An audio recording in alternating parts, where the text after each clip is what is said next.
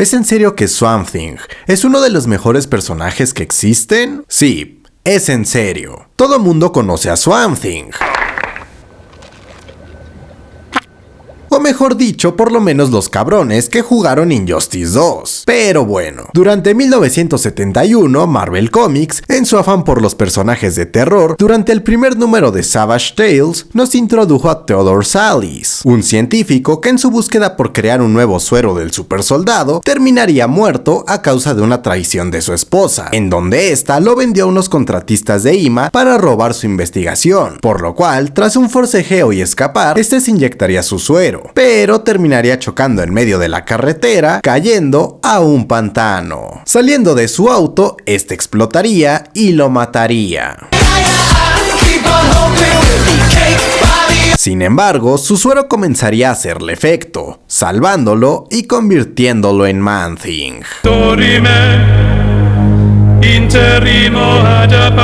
Lo anterior que tiene que ver con el título del video, sencillo, porque 6 meses después, DC Comics crearía a Swamp Thing, un cabrón llamado Alex Olsen, que también era un científico, murió en una explosión ocasionada por su mejor amigo, cayó en un pantano y reviviría como si fuese un monstruo. Siendo así, damas y caballeros, una de las pocas veces en que DC le copiaría algo a Marvel. Al igual que Man-Thing, este personaje quedaría en el olvido, hasta 1972, cuando Len Wein introduce a Alec Holland, que tiene el mismo origen que los dos anteriores, solo que este moriría en compañía de su esposa. ¿Qué escritores tan flojos? En su búsqueda por proteger el trabajo de sus vidas de unos mafiosos, situándolo además en una época más contemporánea, a la par de crear un segundo volumen que dejaría tras el primer número. Otro sujeto de nombre Martin Pasco la retomaría casi 10 años después. No obstante, la historia se volvería relevante hasta el número 20, publicado en 1984, ya que todo cambiaría, pues un joven escritor de cabello largo y barbón tomaría las riendas de la publicación. Y sí, efectivamente, estoy hablando de Alan Moore. Creando no solamente una de las mejores historias jamás escritas en DC Comics, sino también una de las mejores en lo que al terror se refiere, este personaje tendría un gran impacto en el futuro. Así que, bienvenidos a Israeli. Y aunque suene exposición, mi nombre es Carlos Alberto León, y es un gusto y un honor estar nuevamente con ustedes. El día de hoy hablaremos de Swamp Thing, o en resumen, cómo me la voy a pasar cromándosela a Alan Moore por varios minutos. Sin más, comencemos.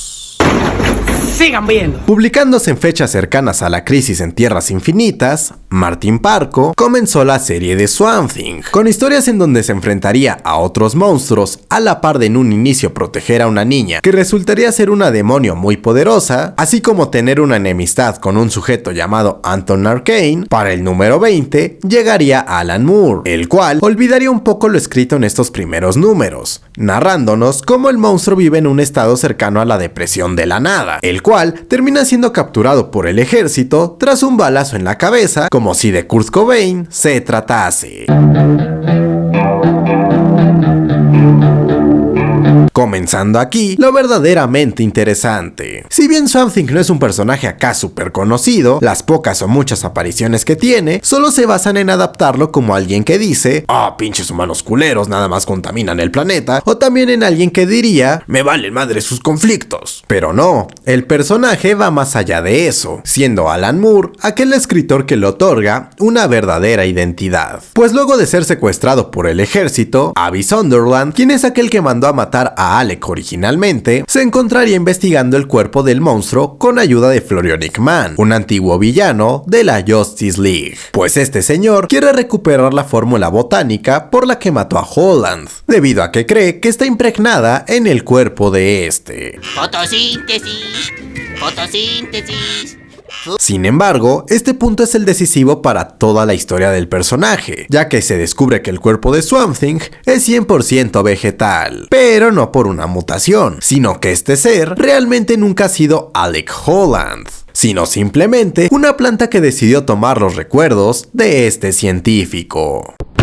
¡No mames! Provocando en este güey una profunda depresión. Holland, o mejor dicho, esta cosa, lograría escapar de las instalaciones, matando a Sunderland y demás, gracias a que Florionic Man también odiaba a aquel señor. Este pequeño arco tomaría un pequeño giro, pues Florionic Man, en su odio por todo, decide aumentar el oxígeno en un pueblo, lo que genera que todo empiece a explotar de la nada. Swamp Thing debe de detener al villano, mientras la Liga de la Justicia simplemente se queda observando. Tras esto, y una pequeña aventura en donde tiene que enfrentarse a un monstruo con ayuda del demonio Etrigan, Holland, o lo que se supone que piensa como Holland, por fin puede tener su momento de duelo tras semejante noticia, logrando encontrar el cadáver de aquel científico que suponía ser, y dándole un entierro digno. Desde el cielo todo es más bonito. Con dicho descubrimiento, al personaje se le dotaría, irónicamente, de un carácter más humano y con un conflicto mucho más profundo, teniendo un dilema bastante interesante sobre el autodescubrimiento, así como la duda de hasta qué punto él es Alec Holland y hasta cuál no, adentrándose así en un viaje de autodescubrimiento con dos ejes fundamentales, la búsqueda de identidad y el amor. Pues no puedo estar de acuerdo, porque por ejemplo os voy a decir una cosa que no tiene ninguna lógica y que la ciencia no puede explicar. ¿Sabéis cuál es? Venga. El amor. Si algo caracteriza a Alan Moore es esa virtud por profundizar personajes y situaciones, eventos que podemos ver reflejadas en posteriores historias, con personajes que vuelve a reintroducir de los primeros cómics como Abby Arkane, quien era una mujer que originalmente investigaba el asesinato de Alec Holland y que se termina enamorando de la bestia pese a estar casada, ya que su matrimonio se estaba yendo al carajo por el creciente alcoholismo de su güey y de que este terminase en cosas relacionadas a la magia, además de ser la sobrina de uno de los villanos que mencioné anteriormente. De hecho, su viaje de autodescubrimiento podría decirse que inicia cuando debe de enfrentarse al esposo de Abby, quien terminó poseído por un ser muy poderoso, llegando a ser capaz de alterar la realidad, trayendo como consecuencia que la chica se fuese al infierno y la cosa del pantano tuviese que viajar allá para rescatarla. Cuando me enamoro doy toda mi vida. Las historias pasarían y Swamp Thing se enfrentaría a varios seres sobrenaturales, mientras estas amenazas servirían como una crítica a la sociedad, pues así como el monstruo se enfrentaba a cosas como vampiros, monstruos o zombies, también se nos criticaba el racismo de la sociedad y las problemáticas ecológicas que tanto caracterizan a la humanidad. Pero como obviamente esta cosa es un cómic y necesitan vender, se introducirían a viejos conocidos, como al ya mencionado Etrigan o hasta el Phantom Stranger. Yo te conozco. Si bien Swamp Thing ya empezaría a descubrir que era más que un cascarón con recuerdos de un cabrón, es justamente en el número 37 cuando llega la aparición de un personaje muy importante para toda su mitología. Así es, damas y caballeros, tengo el honor de tener el pretexto nuevamente para hablar de John Constantine. John Constantine sería un personaje que desde un inicio se muestra como alguien misterioso, un británico mamón parecido a Sting,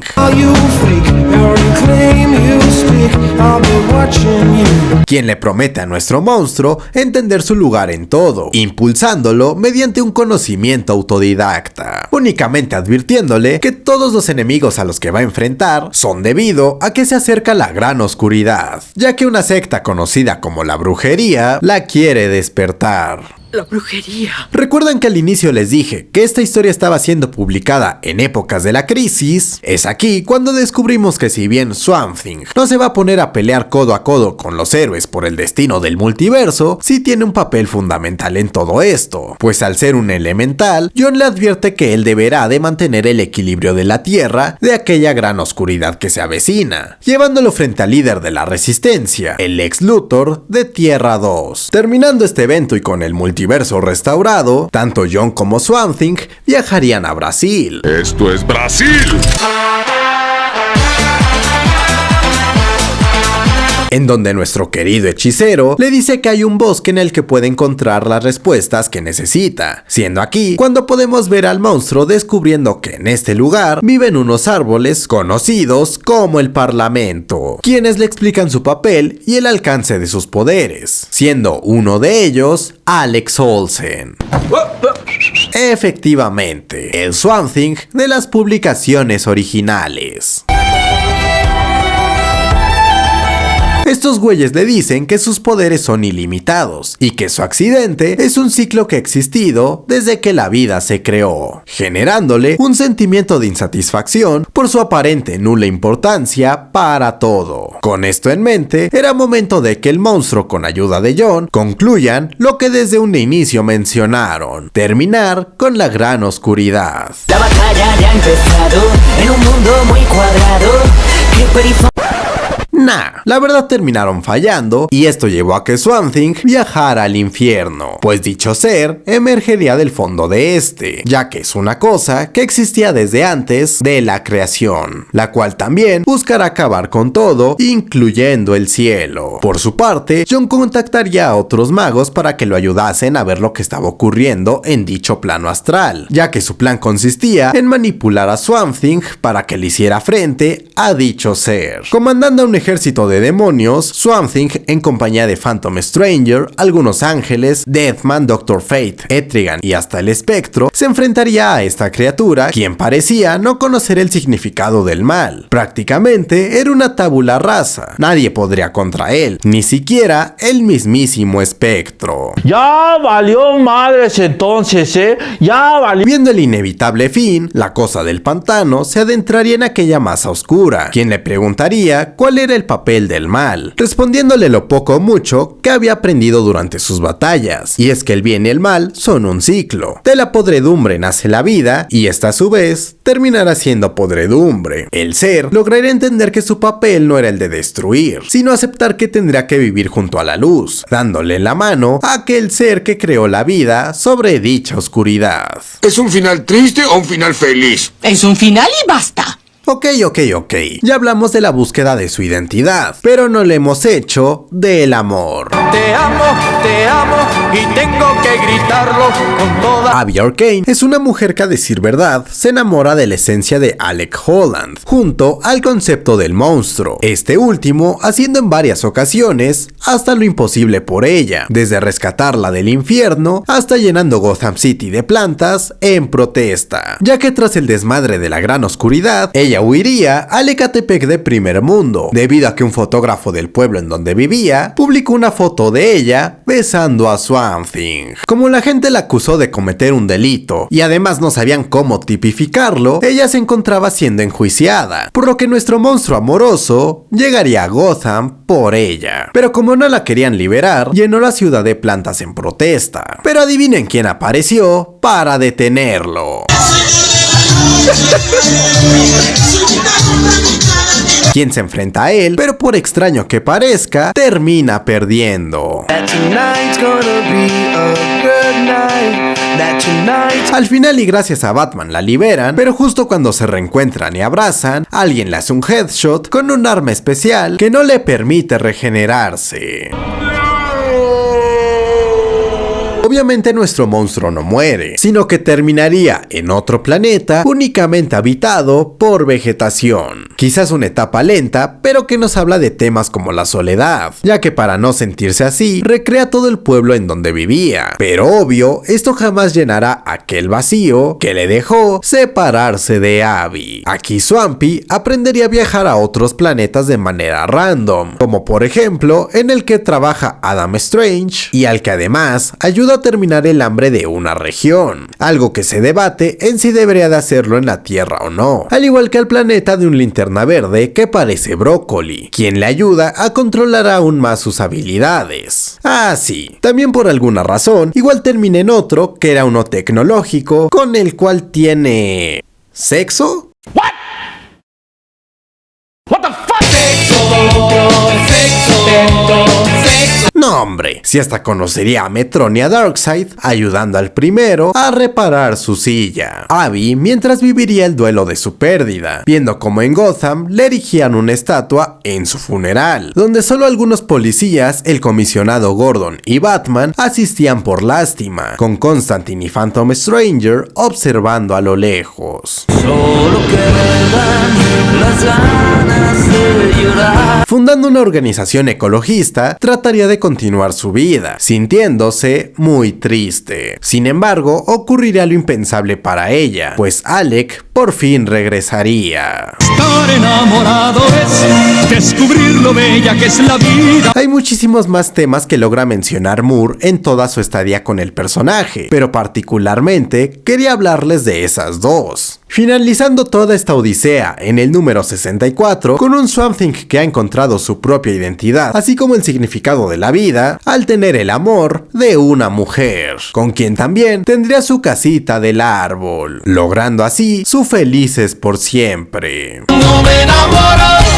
a veces desespero cuando me enamoro. No es por hablar mal de los escritores posteriores, pero ninguno logró escribir algo tan maravilloso para el personaje. Muchos abusaron de usar a Constantine, así como de cameos de héroes como Batman o Superman. Quizás lo más relevante que hubo después fue que este monstruo tuvo una hija con Abby Arcane. Ok, tal vez estarán preguntando cómo carajos una planta pudo metérsela a alguien. Sencillo, porque Swamp Thing poseyó a la fuerza el cuerpo de Constantine para poder coger con su novia. Su hija de nombre Tefe tendría mucha más relevancia en posteriores historias, pues ella estaría destinada a ser la sucesora de su padre. A este personaje lo conocí por pura serendipia, y a la fecha sigue siendo uno de mis favoritos. De hecho, que es el único personaje de mis favoritos al cual no le había hecho un video. Y si algo pudimos aprender del día de hoy, es que Alan Moore podrá ser un viejo cascarrabias. ¡Qué buenas historias escribe! Ya saben que si les gustó el video pueden suscribirse y activar la campanita de notificaciones para que estén pendientes del canal.